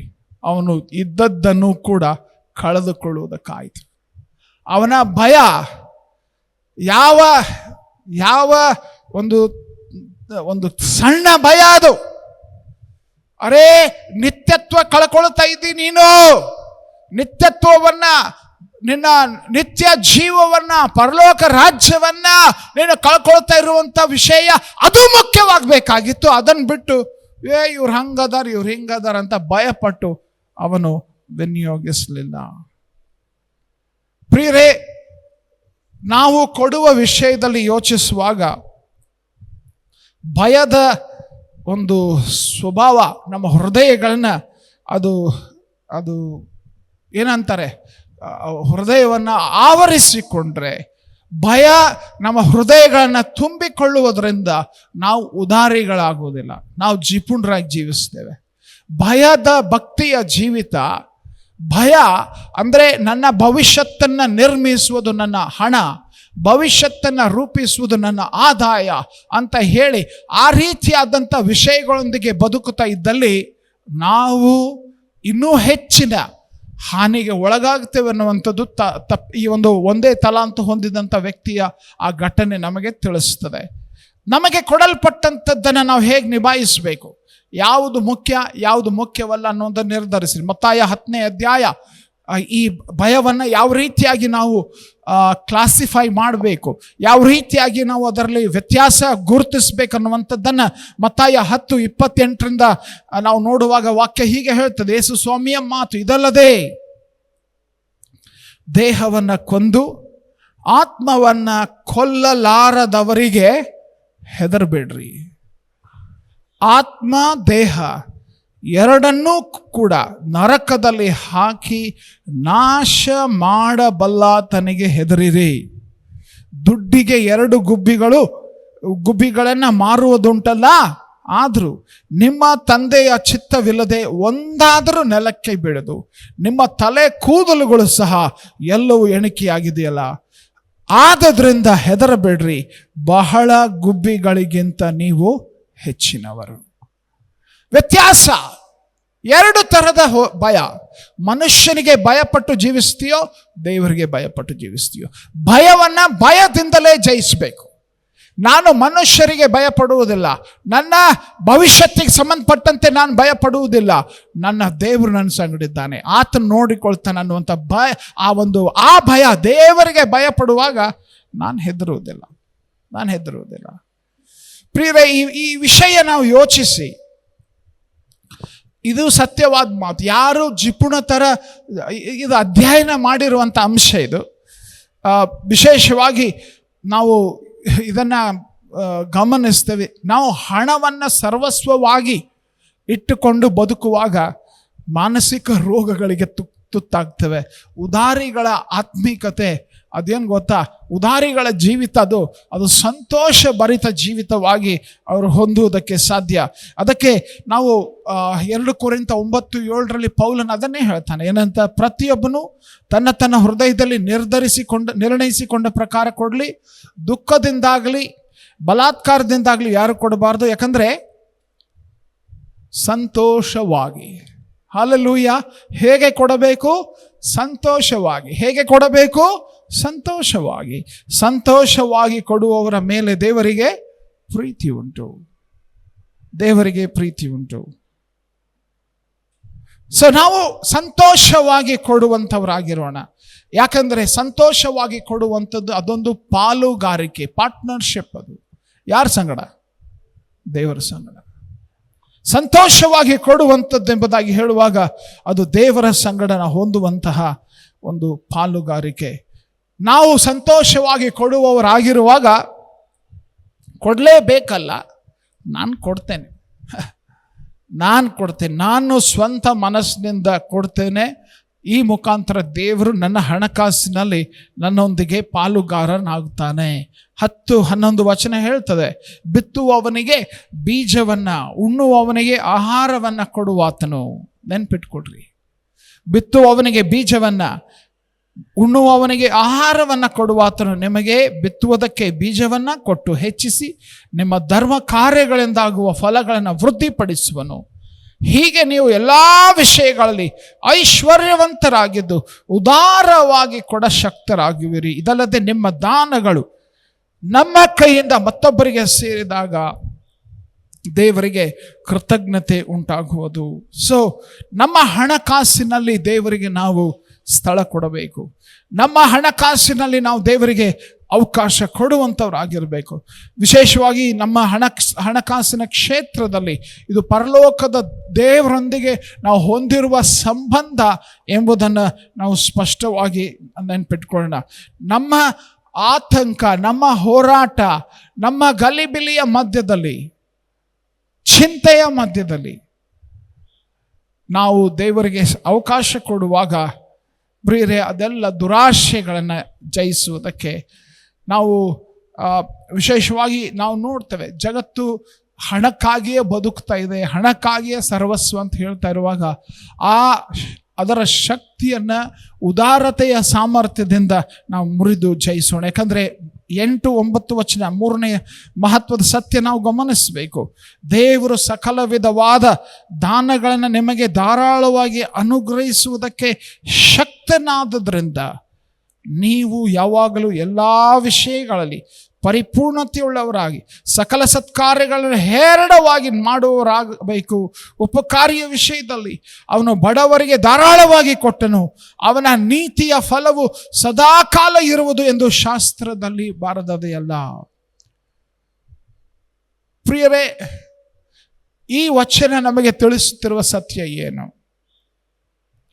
ನಮ್ಮ ಅಸ್ತಿತ್ವಕ್ಕೆ, ನಾವು ಬದುಕುತ್ತಾ ಇದ್ರೆ, ನಮ್ಮ ಆದಾಯಕ್ಕೆ, ನಮ್ಮ ಹಣಕಾಸಿಗೆ, ನಮ್ಮ ಆರೋಗ್ಯಕ್ಕೆ, ನಮಗಿರುವ ಸ್ಥಾನಮಾನಕ್ಕೆ, ನಮಗಿರುವ ಪೊಸಿಷನ್ಗಳಿಗೆ ಯಾರು ಕಾರಣ ಗೊತ್ತಾ? ದೇವರು. ನೆನ್ಪಿಟ್ಕೊಳ್ರಿ, ದೇವರು, ವಚನ ನೋಡ್ರಿ, ಅಲ್ಲಿ ಗಮನಿಸ್ರಿ, ದೇವರು ಸಕಲ ವಿಧವಾದ ದಾನಗಳನ್ನು ನಿಮಗೆ ಧಾರಾಳವಾಗಿ ಅನುಗ್ರಹಿಸುವುದಕ್ಕೆ ಶಕ್ತನಾದದ್ರಿಂದ ನೀವು ಯಾವಾಗಲೂ ಎಲ್ಲ ವಿಷಯಗಳಲ್ಲಿ ಪರಿಪೂರ್ಣತೆಯುಳ್ಳವರಾಗಿ ಸಕಲ ಸತ್ಕಾರ್ಯಗಳನ್ನು ಹೇರಳವಾಗಿ ಮಾಡುವವರಾಗಿರಬೇಕು, ಉಪಕಾರಿ ಆಗಿರಬೇಕು. ಯಾಕೆ ಕೊಡಬೇಕು?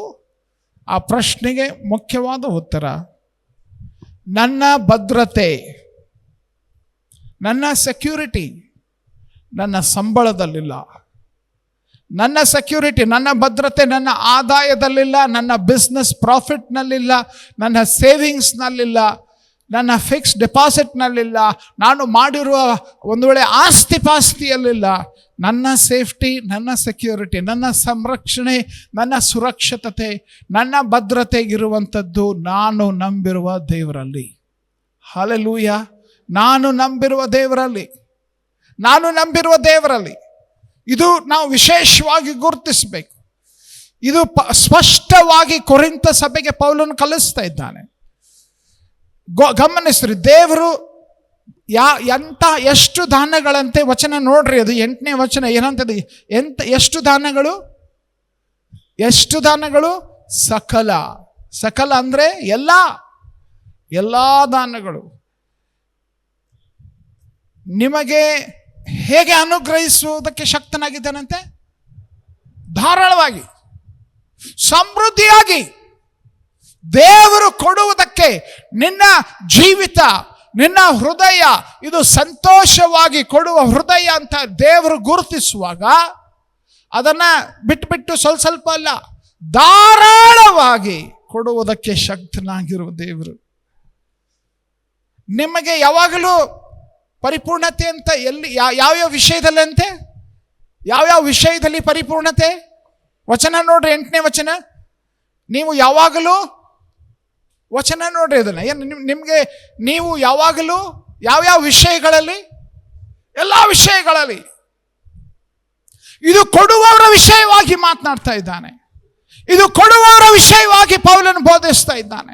ನೆನ್ಪಿಟ್ಕೋ, ನೀನು ಕೊಡುವ ವ್ಯಕ್ತಿ ಆಗಿರುವಾಗ ಸಕಲ ವಿಧವಾದ ದಾನಗಳು ನಿನ್ನ ಜೀವಿತದಲ್ಲಿ ಧಾರಾಳವಾಗಿ ಅನುಗ್ರಹಿಸುವಂಥ ದೇವರು, ನಿನ್ನನ್ನು ಪರಿಪೂರ್ಣತೆಯಲ್ಲಿ ನಡೆಸುವಂಥ ದೇವರು, ನಿನ್ನನ್ನು ಸಕಲ ಸತ್ಕಾರ್ಯಗಳು ಮಾಡುವುದಕ್ಕೆ ಸಾಧನವಾಗಿ ಆತನನ್ನು ಬಳಸುವಂಥ ದೇವರು. ನಿನ್ನ ತೃಪ್ತಿ ನಿನ್ನ ಹಣ ಅಲ್ಲ, ನಿನ್ನ ತೃಪ್ತಿ ನಿನ್ನ ಸಂಪಾದನೆ ಅಲ್ಲ. ನಾವು ಆ ಕೀರ್ತನೆಗಾರನ ಸಂಗಡ ಅನೇಕ ಸಾರಿ ಹೇಳ್ತೇವೆ. ಯಾವಾಗ ಹೇಳ್ತೇವೆ ಗೊತ್ತಾ? ಭಯಂಕರ ಸಮಸ್ಯೆ ಇದ್ದಾಗ, ಹಣಕಾಸಿನ ಸಮಸ್ಯೆ ಇತ್ತು, ಏನೋ ಕಷ್ಟ ಇತ್ತು, ಅವಾಗ ಹೇಳ್ತೇವೆ, ಯೆಹೋವನು ನನಗೆ ಕುರುಬನು, ಕೊರತೆ ಪಡೆನು. ಯಾವಾಗ? ಏನೋ ಸಮಸ್ಯೆ ಆಗ್ತಾ ಇರ್ತದೆ. ಪ್ರತಿದಿನ ಇದು ಸತ್ಯ ಅಲ್ಲವೋ? ಹಲೋ, ಪ್ರತಿದಿನ ಇದು ಸತ್ಯ. ನಾನು ಬದುಕುವಂಥದ್ದು ಪ್ರಿಯರೇ, ಆತನು ನನ್ನ ಹಸಿರುಗಾವಲುಗಳಲ್ಲಿ ತಂಗಿಸುತ್ತಾನೆ. ನನ್ನ ಭದ್ರತೆ ನನ್ನ ಆದಾಯ ಅಲ್ಲ, ನಾನು ಹಿಂಬಾಲಿಸುವ ನನ್ನ ದೇವರು. ಹಲ್ಲೆಲೂಯ. ನನ್ನ ಸಂರಕ್ಷಣೆ ನಾನಲ್ಲ, ನನ್ನ ಆಸ್ತಿ ಪಾಸ್ತಿ ಅಲ್ಲ, ನಾನು ಹಿಂಬಾಲಿಸುತ್ತಿರುವ ಯೇಸು ನನಗಿರುವ ಆಧಾರ. Hallelujah, hallelujah. ನನ್ನನ್ನು ಕಾಯುವ ಕುರುಬ, ಆತನು ನನ್ನನ್ನು ನಡೆಸ್ತಾನೆ. ಅದು ನನಗಿರಬೇಕಾದಂತಹ ಭದ್ರತೆ. ಆತನು ನನ್ನ ಪ್ರಾಣವನ್ನು ಉಜ್ಜೀವಿಸ ಮಾಡ್ತಾನೆ. ಆತನು ನನಗಿರುವ ಆಸ್ತಿ ಅಲ್ಲ, ನನಗಿರುವ ಆದಾಯ ಅಲ್ಲ. ಲೋಕದವ್ರು ಹೇಳ್ಬೋದು, ನನಗಿಷ್ಟು ಹಣ ಇದ್ದರೆ, ನನಗಿಷ್ಟು ಆಸ್ತಿ ಇದ್ದರೆ ನಾನು ಫುಲ್ ಮಜಾ ಮಾಡ್ಬೋದು. ಹೋಗಿ ನೋಡ್ರಿ ಎಂಥ ಮಜಾ, ಎಂಥ ಸ್ಥಿತಿ ಅಂತ. ಕಳೆದ ವಾರದಲ್ಲಿ ನಾವು ನೋಡಿದ್ದೇವೆ. ಆ ಹುಡುಗ ಹುಡುಗಿ ಪುಣೆಯಲ್ಲಿ ಇರುವಂಥ ಏನು ಪ್ಲ್ಯಾನ್ ಮಾಡಿದ್ರಂತೆ. ಆ ಕುಟುಂಬ ಸುಮಾರು 7 ಕೋಟಿ ರೂಪಾಯಿ ಆ ಪ್ಯಾಲೇಸ್ ಬುಕ್ ಮಾಡಿದ್ದಾರೆ ಮದುವೆ ಮಾಡಿಕೊಳ್ಳೋದಕ್ಕೋಸ್ಕರ. ಪುಣೆಯಲ್ಲಿ ಆ ಮದುವೆ ಮಾಡಿ ಈ ಒಂದು ಹುಡುಗ ಹುಡುಗಿ ಅದು ಕೊಲೆ ಆದ ಘಟನೆ ನ್ಯೂಸ್ನಲ್ಲಿ ಓದ್ತಾ ಇದ್ದೀರಾ, ಗಮನಿಸ್ತಾ ಇದ್ದೀರಾ? ಹಣ ಬೇಕಾದಷ್ಟಿತ್ತು. ಆದರೆ ವಿಶ್ರಾಂತಿಕರವಾದ ನೀರುಗಳ ಬಳಿಗೆ ಬರಮಾಡುವಂತಹ, ಉಜ್ಜೀವಿಸ ಮಾಡುವಂಥ ಆ ದೇವರನ್ನು ಆಶ್ರಯಿಸದೆ ನಾನು ಹೇಗೆ ಕಾಣ್ತೇನೆ, ನಾನು ಹೇಗಿರುತ್ತೇನೆ, ನನ್ನ ಆಸ್ತಿಯನ್ನು, ಪ್ರಿಯರೇ, ಇದು ಹಾನಿಕರಕವಾದ ಸ್ಥಿತಿಗೆ. ಕಷ್ಟದ ಸಮಯದಲ್ಲಿ, ಹೋರಾಟದ ಸಮಯದಲ್ಲಿ ಮಾತ್ರ ಕೆಲವೊಂದು ವಾಕ್ಯಗಳನ್ನ ನಾವು ನೆನಪು ಮಾಡಿಕೊಳ್ತೇವೆ. ಇದು 23ನೇ ಕೀರ್ತನೆ ಅಷ್ಟೇ ಅಲ್ಲ, 121ನೇ ಕೀರ್ತನೆಯೂ ಕೂಡ ಅಲ್ಲ. ನಾನು ಕಣ್ಣೆತ್ತಿ ಪರ್ವತಗಳ ಕಡೆಗೆ ನೋಡುತ್ತೇನೆ, ನನ್ನ ಸಹಾಯವು ಎಲ್ಲಿಂದ ಬರುವುದು? ಪರ್ವತಗಳಿಂದ ಬರುತ್ತದೆಯಾ? ಗುಡ್ಡಗಳಿಂದ ಬರುತ್ತದೆಯಾ? ಇಲ್ಲ. ಯಾರಿಂದ ಬರ್ತದೆ? ಭೂಮಿ ಆಕಾಶಗಳನ್ನು ಉಂಟು ಮಾಡಿದ ಯೆಹೋವನಿಂದ. ಸೊ ಹಾಗಾದ್ರೆ ನನ್ನ ಸಹಾಯ ಯೆಹೋವನಿಂದ ಬರ್ತಾ ಇದ್ರೆ, ನನ್ನ ಆದಾಯ, ನನ್ನ ಸಂಪಾದನೆ ಯೆಹೋವನಿಂದ ಎಂಬುದಾಗಿದ್ದರೆ, ನನ್ನ ಅಸ್ತಿತ್ವವೇ ದೇವರಿಂದ ಎಂಬುದಾಗಿದ್ದರೆ, ದೇವರೊಂದಿಗೆ ಪಾಲುಗಾರಿಕೆಯ ವಿಷಯದಲ್ಲಿ ನಾವು ಕೊಡುವಾಗ ನಮ್ಮ ಜೀವಿತದಲ್ಲಿ ಸಂತೋಷವಾಗಿ ನಾವು ದೇವರಿಗೆ ಕೊಡುವಂಥವರಾಗಿರಬೇಕು. ಹಲ್ಲೆಲೂಯ. ನಾವು ಸಂತೋಷವಾಗಿ ಕೊಡುವಂಥವರಾಗಿರಬೇಕು. ನಮ್ಮ ಈ ಒಂದು ಪ್ರಶ್ನೆ ಕ್ಷಣವತ್ತು ಯೋಚನೆ ಮಾಡ್ರಿ. ದೇವರೊಂದಿಗೆ ನಾವು ಪಾಲುಗಾರಿಕೆಯನ್ನು ಹೊಂದದೆ ಹೋದರೆ, ಎಲ್ಲ ಆಶೀರ್ವಾದಕ್ಕೆ ಮೂಲನಾದ ದೇವರು, ಎಲ್ಲ ಸಮೃದ್ಧಿಗೆ ಮೂಲನಾದ ದೇವರು, ಆತನನ್ನೇ ನಂಬದೆ, ಆತನನ್ನೇ ಆಶ್ರಯಿಸದೆ, ಭಯಪಟ್ಟು ಬಿತ್ತಬೇಕಾದ ಬೀಜಗಳನ್ನು ಕಣಜದಲ್ಲಿ ಹಾಗೆ ಇಟ್ಟು, ಗ್ರಾಣದಲ್ಲಿ ಹಾಗೆ ಇಟ್ಟು, ಸ್ಟೋರ್ ಹೌಸ್ನಲ್ಲಿ ಹಾಗೆ ಇಟ್ಟು, ದೇವರೇ ನನಗೆ ಯಾಕೆ ಆಶೀರ್ವಾದ ಆಗ್ತಾ ಇಲ್ಲ, ಯಾಕೆ ಸಮೃದ್ಧಿ ಆಗ್ತಾ ಇಲ್ಲ ಅಂತ ಒಂದು ವೇಳೆ ಅನೇಕರು ನಾವು ಪ್ರಾರ್ಥಿಸಬಹುದು. ಅದಕ್ಕೆ ಉತ್ತರ ಏನು ಗೊತ್ತಾ? ದೇವರ ಸಂಗಡ ನಾವು ಪಾಲುಗಾರರಾಗ್ತಾ ಇಲ್ಲ ಅಷ್ಟೇ. ವಿಶ್ವಾಸದಿಂದ, ನಂಬಿಕೆಯಿಂದ ಪಾಲುಗಾರಿಕೆ ತೋರಿಸುವುದಿಲ್ಲ. ನಮ್ಮ ಜೀವಿತದಲ್ಲಿ ಸಮೃದ್ಧಿಯನ್ನು ದೇವರು ಅನುಗ್ರಹಿಸುವುದಕ್ಕೆ ಆಗೋದಿಲ್ಲ. ಕ್ಷಣವತ್ತು ಕೊನೆಯ 2 ವಚನ ಗಮನಿಸ್ರಿ. ಯಾಕೆ ಈ ಸಮೃದ್ಧಿ, ಯಾಕೆ ಈ ಆಶೀರ್ವಾದ? ಬಿತ್ತುವವನಿಗೆ ಬೀಜವನ್ನ, ಉಣ್ಣುವವನಿಗೆ ಆಹಾರವನ್ನ ಕೊಡುವ ಆತನು ನಿಮಗೆ ಬಿತ್ತುವುದಕ್ಕೆ ಬೀಜವನ್ನು ಕೊಟ್ಟು ಹೆಚ್ಚಿಸಿ ನಿಮ್ಮ ಧರ್ಮ ಕಾರ್ಯಗಳಿಂದ ಆಗುವ ಫಲಗಳನ್ನು ವೃದ್ಧಿಪಡಿಸುವನು. ನಿಮ್ಮ ಜೀವಿತ ಕೊಡುವುದರಿಂದ ನಿಮ್ಮ ಜೀವಿತ ವೃದ್ಧಿಯಾಗುತ್ತದೆ. ಹೀಗೆ ನೀವು ಎಲ್ಲ ವಿಷಯಗಳಲ್ಲಿ, ಏನಂತೆ ವಾಕ್ಯ ಏನು ಹೇಳ್ತದೆ? ಎಲ್ಲ ವಿಷಯಗಳಲ್ಲಿ ಐಶ್ವರ್ಯವಂತರಾಗಿದ್ದು ಉದಾರವಾಗಿ ಕೊಡುವುದಕ್ಕೆ ಶಕ್ತರಾಗುವಿರಿ. ಇದಲ್ಲದೆ ಏನಾಗ್ತದೆ? ನಿಮ್ಮ ದಾನಗಳು ನಮ್ಮ ಕೈಯಿಂದ ಮತ್ತೊಬ್ಬರಿಗೆ ಸೇರಿದಾಗ ಅದೇನು ಉಂಟು ಮಾಡ್ತದೆ? ಆರಾಧನೆ. ಜನರು ಯೇಸು ಸ್ವಾಮಿಯನ್ನು ಆರಾಧಿಸುವುದಕ್ಕೆ ಅದು ಸಾಧನವಾಗ್ತದೆ. ಪ್ರಿಯರೇ, ನಾವು ಈ ಮಾತು ಯಾವಾಗಲೂ ನೆನಪಿಟ್ಕೊಳ್ಳೋಣ. ನಮಗಿರುವ ಆದಾಯದ ಮೂಲ ದೇವರು. ನಾವು ಅಸ್ತಿತ್ವದಲ್ಲಿದ್ದರೆ ಅದು ದೇವರಿಂದ ನಾವು ಅಸ್ತಿತ್ವದಲ್ಲಿದ್ದೇವೆ. ಸೊ ನಮ್ಮ ಆಸ್ತಿ, ನಮ್ಮ ಐಶ್ವರ್ಯ, ನಮ್ಮ ಸಮೃದ್ಧಿಯ ದೇವರು ನಮಗೆ ಉದಾರವಾಗಿ ಕೊಡುವುದರ ಮುಖ್ಯವಾದ ಉದ್ದೇಶ ಇದು ಇತರರಿಗೆ ಆಶೀರ್ವಾದ ಆಗಬೇಕು. ಇದು ದೇವರ ರಾಜ್ಯಕ್ಕೆ ಆಶೀರ್ವಾದ ಆಗಬೇಕು. ಅದಕ್ಕಾಗಿ ಆತನು ಕೊಡುವಾತನಾಗಿದ್ದಾನೆ. ಯಾಕಂದ್ರೆ ದೇವರು ದೊಡ್ಡ ಕಾರ್ಯ ಮಾಡ್ತಾ ಇದ್ದಾನೆ, ದೊಡ್ಡ ಕಾರ್ಯ ಮಾಡ್ತಾ ಇದ್ದಾನೆ. ಅದರಲ್ಲಿ ಒಂದು ವೇಳೆ ನಿನ್ನ ಹಣ, ನಿನ್ನ ಕೊಡುವಿಕೆಗೂ ಅವಕಾಶ ಆತನು ಕೊಡ್ತಾ ಇದ್ದಾನೆ. ನಾವು ಆತನೊಂದಿಗೆ ಈ ಪಾಲುಗಾರಿಕೆಯಲ್ಲಿ ಜೊತೆಗೂಡಿಸುವಾಗ ನಿನ್ನ ಜೀವಿತಕ್ಕಿಂತ ದೊಡ್ಡ ಕಾರ್ಯ ದೇವರು ನಿನ್ನ ಹಣಕಾಸು ಮತ್ತೊಬ್ಬರ ಜೀವಿತಕ್ಕೆ ಆಶೀರ್ವಾದ ಆಗುವುದಕ್ಕೆ ಅದನ್ನು ಬಳಸ್ತಾನೆ. ನಿನ್ನ ಅವಶ್ಯಕತೆಗಳಿಗಿಂತ ದೊಡ್ಡ ಅವಶ್ಯಕತೆಗಳನ್ನು ಪೂರೈಸುವುದಕ್ಕೆ ಅದನ್ನು ಬಳಸ್ತಾನೆ. ನಿನ್ನ ಆ ಕಣಜದಲ್ಲಿ ಇರುವಂಥ ಬೀಜಗಳಿಗಿಂತ ದೊಡ್ಡದನ್ನು ಸಾಧಿಸುವುದಕ್ಕೆ ಅದನ್ನು ಆತನು ಬಳಸ್ತಾನೆ. ನಾವು ಈ ದೇವರ ಯೋಜನೆಯಲ್ಲಿ ಭಾಗವಹಿಸುವುದಕ್ಕೆ ಸಿದ್ಧವಿದ್ದೇವೆಯೋ? ಒಂದು ವೇಳೆ ಸಭೆಯಾಗಿ ನಾವು ಮಾಡುತ್ತಿರುವಂಥ ವಿವಿಧ ಸೇವೆಗಳ ವಿಷಯ ಕ್ಷಣವತ್ತು ಯೋಚನೆ ಮಾಡಬಹುದು. ಇಲ್ಲಿ ಕೂಡಿಸಲ್ಪಡುವಂಥ ಕಾಣಿಕೆಗಳು ಸೇವಕರನ್ನು ಅವರಿಗೆ ಇರೋ ಅವಶ್ಯಕತೆಗಳನ್ನು ಪೂರೈಸುವಂಥದ್ದು ಅಷ್ಟೇ ಅಲ್ಲ, ಬೈಬಲ್ ಕಾಲೇಜಿನಲ್ಲಿರುವ ವಿದ್ಯಾರ್ಥಿಗಳ ವಿದ್ಯಾಭ್ಯಾಸಕ್ಕಾಗಿ ಕೂಡ ಇಲ್ಲಿ ಕೂಡಿಸಲ್ಪಡುವ ಕಾಣಿಕೆ ಅಲ್ಲಿ ಹೋಗಿ ತಲುಪುತ್ತದೆ. ಇಲ್ಲಿ ಕೂಡಿಸಲ್ಪಡುವ ಕಾಣಿಕೆ ಇಲ್ಲಿ ಅಷ್ಟೇ ಅಲ್ಲ, ಸೇವೆಯ ಒಂದು ಅತ್ಯಂತ ಕಷ್ಟಕರವಾದ ಸ್ಥಳಗಳಲ್ಲಿ ಸೇವೆ ಮಾಡುತ್ತಿರುವವರಿಗೆ ಇದು ಹೋಗಿ ತಲುಪುತ್ತದೆ. ನಾವು ಯೋಚನೆ ಮಾಡಬಹುದು, ಇದು ಇಲ್ಲಿರುವಂಥ ಕೇವಲ ಇಲ್ಲಿರುವಂಥ ಸಂಗತಿಗಳಿಗಾಗಿ ಮಾತ್ರ ನಾವು ಕೊಡ್ತಾ ಇದ್ದೇವೆ. ಇಲ್ಲ, ದೇವರ ಸೇವೆಗೋಸ್ಕರ ನಾವು ಕಾಣಿಕೆಗಳನ್ನು, ದಶಂಭಾಗಗಳನ್ನು ನಾವು ಕೊಡುವಾಗ ನಮ್ಮ ಗ್ರಹಿಕೆಯನ್ನು ಮೀರಿ ಅದು ಆಶೀರ್ವಾದ ಆಗುವಂತೆ ದೇವರದನ್ನು ಬಳಸ್ತಾನೆ. ಈ ದಿವಸ ವಿಶೇಷವಾಗಿ ಕೊರಿಂಥದ ಸಭೆಗೆ ಹಾಕಲ್ಪಟ್ಟ ಸವಾಲು ಉದಾರತೆ ಅಂತ ಹೇಳುವಾಗ ನನ್ನಿಂದ ಆಗುವಷ್ಟು ಕೊಡುವಂಥದ್ದು ಉದಾರತೆ ಅಲ್ಲ. ಓಕೆ, ಯೋಚನೆ ಮಾಡಬೇಡ್ರಿ. ನನ್ನಿಂದ ಆಗುವಷ್ಟು ಕೊಡುತ್ತೇನೆ, ಅದು ಉದಾರತೆ ಅಲ್ಲ. ನನ್ನಿಂದ ಆಗದಿದ್ರೂ ನಾನು ಪ್ರಯಾಸಪಟ್ಟು ಏನು ಕೊಡುತ್ತೇನೋ ಅದು ಉದಾರತೆ. ಯಾಕೆ? ನಾನು ಒಬ್ಬ ವ್ಯವಸಾಯ ಮಾಡುವ ಒಬ್ಬ ರೈತನಂತೆ ನಾನು ಬಿತ್ತುವಾಗ ಅದು ಪ್ರತಿಫಲಕ್ಕೆ ನಡೆಸ್ತದೆ. ಹಲ್ಲೆಲೂಯಾ. ಅದು ಹೆಚ್ಚು ಪ್ರತಿಫಲಕ್ಕೆ ನಡೆಸ್ತದೆ. ಅದು ಹೆಚ್ಚು ಪ್ರತಿಫಲ ಅಂತ ಹೇಳುವಾಗ ಅದು ಸಮಯ ತೆಗೆದುಕೊಳ್ತದೆ. ಬಟ್ ನಾನು ಯಾವ ಪ್ರಮಾಣದಲ್ಲಿ ಬಿತ್ತುತ್ತೇನೋ ಅದಕ್ಕನುಗುಣವಾಗಿ ಅದು ಪ್ರತಿಫಲ ನನಗೆ ಕೊಡ್ತದೆ. ಸೊ ಈ ದಿವಸ ಇಲ್ಲಿ ಸೇರಿ ಬಂದಿರುವಂಥ ನಾವುಗಳು ಈ ಮಾತನ್ನು ಪರೀಕ್ಷೆ ಮಾಡಿಕೊಳ್ಳೋಣ. ವಿಶೇಷವಾಗಿ ನಾನು ಯವನಸ್ಥರಿಗೆ ಸವಾಲು ಹಾಕ್ತೇನೆ. ನಿಮ್ಮ ಆದಾಯಕ್ಕೆ ಸಂಬಂಧಪಟ್ಟಂತೆ ನೀವು ಬಿತ್ತುತ್ತಾ ಇದ್ದೀರೋ? ಕೊಟ್ಟದ್ದನ್ನು ಬಳಸಿಕೊಂಡು, ಸಂಪಾದಿಸಿದ್ದನ್ನು ಬಳಸಿಕೊಂಡು, ದೇವರ ಪಾಲುಗಾರಿಕೆ ಇಲ್ಲದೆ, ನಿಮ್ಮ ಭವಿಷ್ಯತ್ತಿಗಾಗಿ ದೇವರೊಂದಿಗೆ ಪಾಲುಗಾರಿಕೆ ಇಲ್ಲದೆ ಖರ್ಚು ಮಾಡಿ ಮುಗಿಸಿಬಿಡುವಂಥದ್ದು. ಕೃತಜ್ಞತೆಯ ಕಾಣಿಕೆಗಳಿಲ್ಲ, ದಶಂಭಾಗಗಳಿಲ್ಲ. ಯಾಕೆ ಕೊಡಬೇಕು? ಈ ರೀತಿಯಾದ ಪ್ರಶ್ನೆಗಳು. ನನ್ನ ತಂದೆ ತಾಯಿಗಳು ಕೊಡ್ತಾರೆ, ನಾನು ಯಾಕೆ ಕೊಡಬೇಕು? ಪಾಲುಗಾರಿಕೆ, ಬಿತ್ತುವ ಕೆಲಸ. ನಾನು ಯವನಸ್ಥ ಮಕ್ಕಳಿಗೆ ಅಷ್ಟೇ ಅಲ್ಲ, ಪ್ರತಿಯೊಬ್ಬರಿಗೆ ಪ್ರಶ್ನೆ ಕೇಳ್ತೇನೆ.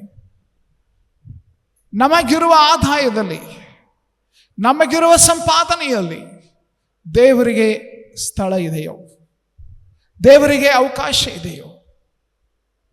ಒಂದು ವೇಳೆ ಈ ದಿವಸ ನಿಮ್ಮ ಜೀವಿತದಲ್ಲಿ, ನಿಮ್ಮ ಹೃದಯಗಳೊಂದಿಗೆ ದೇವರು ಮಾತನಾಡ್ತಾ ಇದ್ದ ಪಕ್ಷ,